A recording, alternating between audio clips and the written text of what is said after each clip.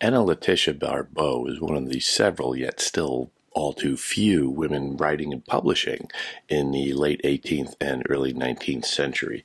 She was a poet of some note. She was a literary critic. She wrote for children, but primarily she was an educator. She was a advocate for education reform and for specifically for among a group called the Blue Stocking Society, which is really a loose group of intellectuals who like to gather and talk about things, essentially like a French salon.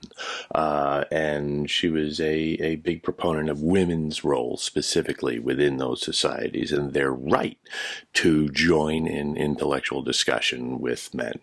And considering the time and the social conditions, that is notable. That is laudable in its way. The poetry that she has left us is not a great load of it. It's not a huge volume, but there are some fun ones in there. And the one that gets the most attention is generally to a little invisible being who is expected soon to become visible. Which is a mouthful of a title, but it's actually a really interesting little poem, and it was written somewhere around 1795. We're not entirely sure when, but it gives voice to a particular female perspective within a realm, within an action, let's say, that, or a state of being that is very specifically feminine exclusive. So the fact that she is raising this idea of pregnancy as a suitable topic for poetry is in itself somewhat revolutionary. Germ of new life, whose powers expanding slow, for many a moon their full perfection wait. Haste, precious pledge of happy love, to go, auspicious born, through life's mysterious gate. What powers lie folded in thy curious frame, senses from objects locked, and mind from thought? How little canst thou guess thy lofty claim to grasp at all the worlds the Almighty wrought, and see the genial season's warmth to share, freshly younglings shoot, and opening roses glow. Swarms of new life, exulting, fill the air. Haste, infant bud of being, haste to blow. For thee the nurse prepares her lulling songs, the eager matrons count the lingering day. But far the most thy anxious parent longs on thy soft cheek a mother's kiss to lay. She only asks to lay her burden down, that her glad arms that burden may resume, and nature's sharpest pangs her wishes crown, that free thee living from thy living tomb. She longs to fold to her maternal breast part of herself, yet to herself unknown, to see and to salute the stranger guest, fed with her life through many a tedious moon. Come, reap thy rich inheritance of love, bask in the fondness of a mother's eye, nor wit nor eloquence her heart shall move, like the first accents of thy feeble cry. Haste, little captive, burst thy prison doors, launch on the living world, and spring the light. Nature for thee displays her various stores, opens her thousand inlets of delight. If charmed verse or muttered prayers had power, with favoring spells to speed thee on thy way, anxious I'd bid my beads each passing hour, till thy wished smile thy mother's pangs o'erpay. It sounds very conventional on the surface, a very simple A-B rhyme scheme. It's it has many of the inversions and odd locutions of poetic verse, particularly and especially of its time. So it does have all of that. You can see some elements of the late Enlightenment, early romantic era in there. I'm particularly interested in how the mystery of staring and wondering about what life is like for this fetus, what we're talking about here, for this fetus, as a kind of sentient, almost conscious being before birth, but also the kind of mystery surrounding it, the odd magic that is imbuing this state of being.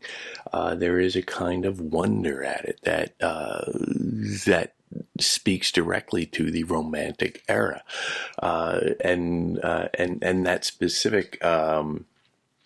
That calculation marks, I think, a little bit of a change from the Enlightenment, where the Enlightenment, which never really had all that much time for children because, they're not really rational beings.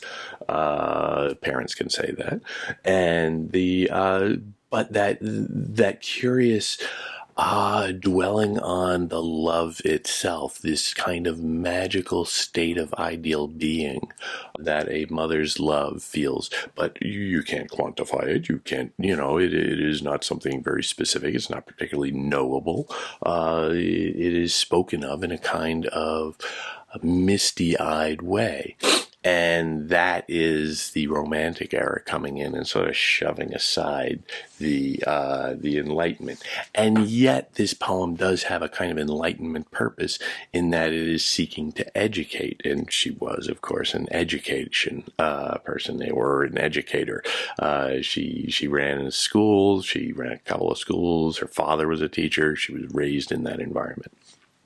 So it is trying to point out to people a perspective that perhaps they had overlooked. But within even that, there is something kind of revolutionary going on here, in that she seems to be speaking of pregnancy in a not all rose-colored glasses way.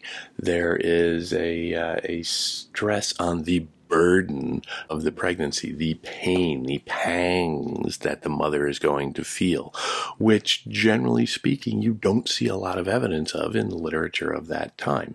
You don't really see that, well, okay, pregnancy, yes, it's a blessed event and all of that, but it's also kind of difficult. It is painful. It is uncomfortable for many months, many moons. It is something that a mother must suffer for quite some time and then go through an excruciating experience of pain. Remember, this is before modern medicine, before modern anesthetics, so that's got to be kind of brutal. And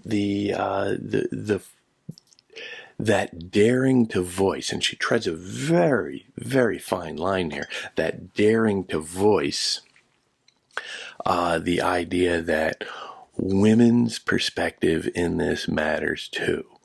That it's not just they go behind the closed doors and the father waits in the library and has a cigar with some friends and waits for word.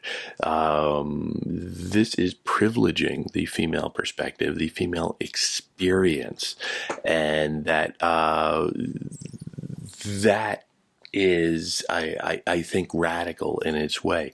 But it also dwells on, to a degree, that weird separation between the mother and the child, that problem of distinction when they are effectively one yet two.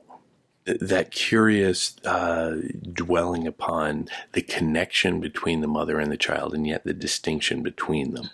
She longs to fold to her maternal breast part of herself, yet to herself unknown.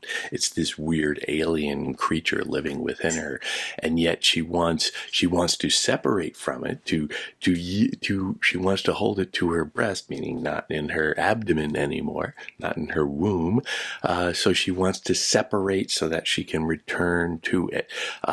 This weird sense of distance, this weird sense of distinction that is not made, I would say, especially explicit, but it is suggested in there, and it is just one little element that is bubbling under the surface of this otherwise fairly conventional poem, and the spotting of those moments, the spotting of those themes, those elements within this, I think is really, well, I think it lifts it above the ordinary, lifts it above just something that would be embroidered on a pillow. This is arguably